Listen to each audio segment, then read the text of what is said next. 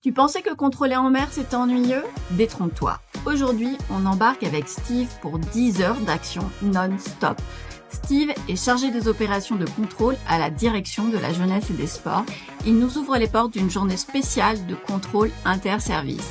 8 heures, départ de la brigade nautique de Papeete avec nos partenaires de la direction de l'environnement et de la gendarmerie. Direction Moorea. 45 minutes plus tard, nous voici sur site. L'œil expert de Fanny de la Dirène repère tous les prestataires, les baleines bien sûr, et les personnes à l'eau. On vérifie que les règles d'approche et de mise à l'eau des baleines sont respectées. C'est parti pour les contrôles. Toute la matinée, Steve enchaîne les vérifications. Diplôme des encadrants, carte pro, déclaration des établissements. C'est avant tout de la prévention pour ta sécurité en mer.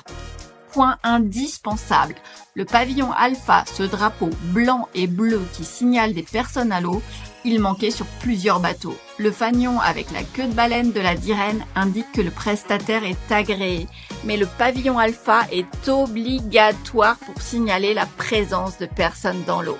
Midi, c'est déjà l'heure de la pause déjeuner. Direction la petite passe de Hapiti, arrivée dans le lagon de Moorea, retour sur terre, poisson cru, café et on continue de remplir les rapports. Le travail continue. Puis, c'est le retour en mer. On passe devant le spot des raies et des requins. Rappel important, le nourrissage ou feeding pour faire venir les espèces protégées est interdit. J'en profite pour interviewer tous les collègues. Ensuite, direction la baie de Punhu, où les voiliers n'ont plus le droit de rester suite à l'évolution de la réglementation. On fait quelques contrôles. On repart au large et on reprend les contrôles des prestataires baleines. Steve vérifie également les trousses à pharmacie à bord. On en profite pour interviewer Andrew, un prestataire.